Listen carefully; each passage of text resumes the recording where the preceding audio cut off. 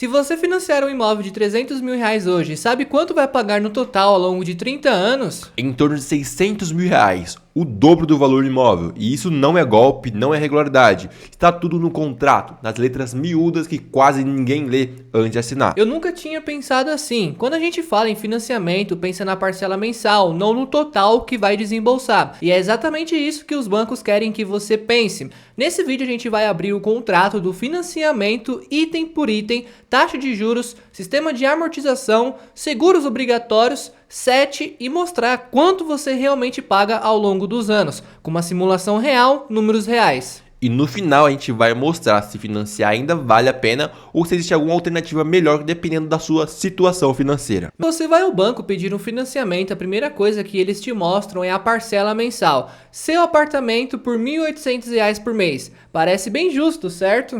Parece, porque quando você compara com o aluguel que estaria pagando de qualquer jeito, né? Exatamente, e aí você assina sem fazer a conta do total, mas quando você multiplica a parcela pelos meses do contrato, e isso considerando que a parcela ainda mude ao longo do tempo, o número é completamente diferente.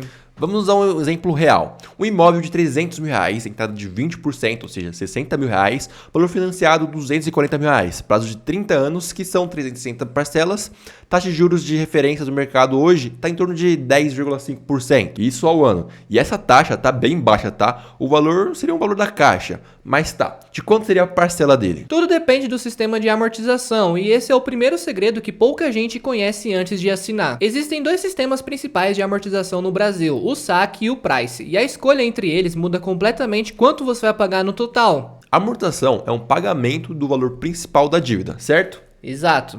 Toda parcela do financiamento é composta de duas partes: amortização, que é o que abate da dívida, e juros, que é o que o banco cobra pelo empréstimo. A diferença entre SAC e Price está em como essa divisão funciona ao longo do tempo.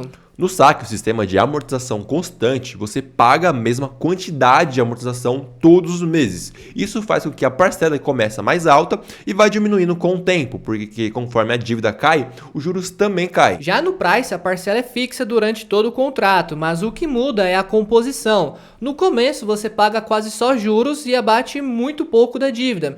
E é só pelo meio do contrato que você começa a amortizar de verdade. Então no Price, você fica anos pagando a parcela e a dívida quase não cai. É isso aí. Nos primeiros anos do Price, a maior parte da sua parcela vai para juros. A dívida real cai muito devagar. Agora, olha essa simulação com 240 mil reais financiados, taxa de 10,5% ao ano em 30 anos. A primeira parcela na SAC seria de R$ 2.766 e já na Price seria de R$ 2.187. A última parcela na SAC seria de R$ 690 e na Price continuaria os R$ 2.187. O total pago em parcelas na SAC seria de cerca de 620 mil reais e na Price mais de 787 mil reais.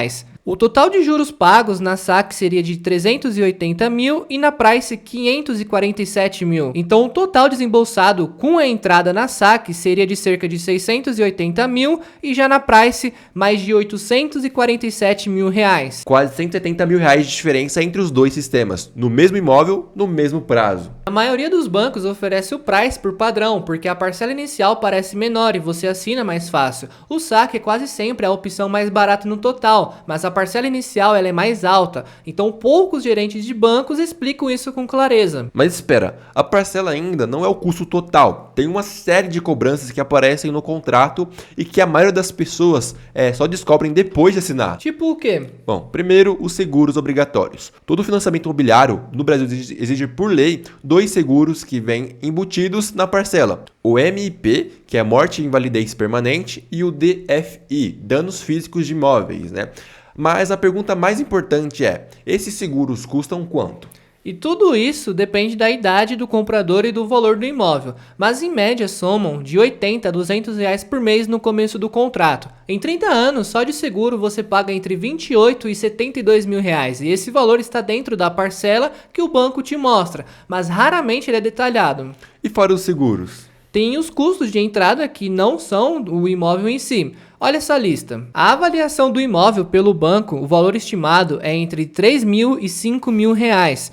O IOF sobre o financiamento é cerca de 0,38% do valor financiado. Escritura e registro em cartório fica de 1 a 2% do valor do imóvel. O ITBI, que é o imposto de transmissão, ele fica entre 2 a 3% do valor do imóvel. Então, um total de custo de entrada, simulando um imóvel de R$300 mil, fica entre 15 a 25 mil reais. Então, além da entrada de R$60 mil, você precisa ter mais de 15 a 25 mil reais disponível só para fechar o negócio. Exatamente. E esse é um dos maiores erros de planejamento de quem vai comprar um imóvel. Junta a entrada e acha que está pronto, mas não contou com os custos de cartório e o imposto, que não são pequenos, né? Existe um número que o banco é obrigado por lei a informar e que concentra tudo isso que a gente falou, o CET, o custo efetivo total. Que é diferente da taxa de juros. Muito diferente. A taxa de juros que o banco anuncia é só a parte base, né? Aquele de 10,5% ao ano. O CET inclui a taxa de juros, os seguros obrigatórios,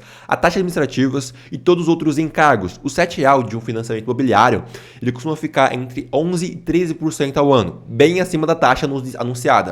Então, basicamente, quando o banco fala 10,5% ao ano, o custo real é mais perto de 12% ao ano, né? Na maioria dos casos, sim. E a diferença de 1,5 ponto percentual em 30 anos de contrato representa dezenas de milhares de reais a mais. Por isso, antes de assinar qualquer financiamento, o primeiro número que você pede é o CET, não a taxa de juros. Então, sabendo tudo isso, vale a pena financiar um imóvel no Brasil? Resposta não é simples, né? Não é.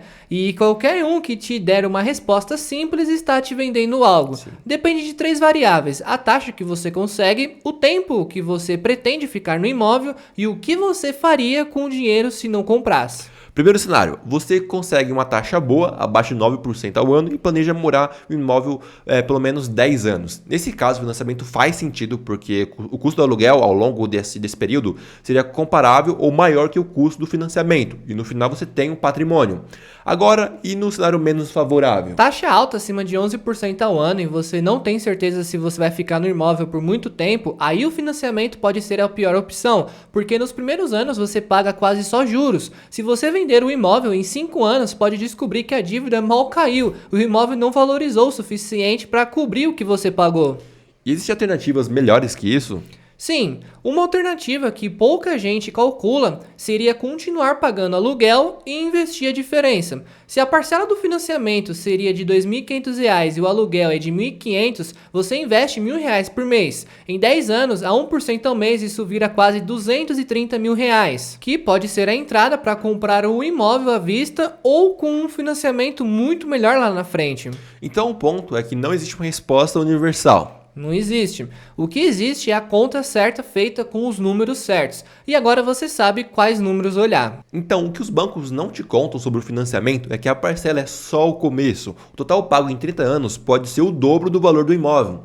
O sistema de amortização muda tudo. A saque é quase sempre mais barato que o price no total. Os seguros obrigatórios e os custos do cartório somam entre 40 e 100 mil reais, que a maioria das pessoas não planeja. E o 7 é o número que você sempre deve pedir antes de assinar. Se você está pensando em financiar ou já está no meio de um, comenta aqui embaixo qual sistema você usa ou usaria, saque ou price, porque esse é um debate que vale muito a pena ter. E se você ainda não viu o vídeo que a gente fez sobre o custo real de morar sozinho, está aqui na tela, porque as duas contas andam juntas.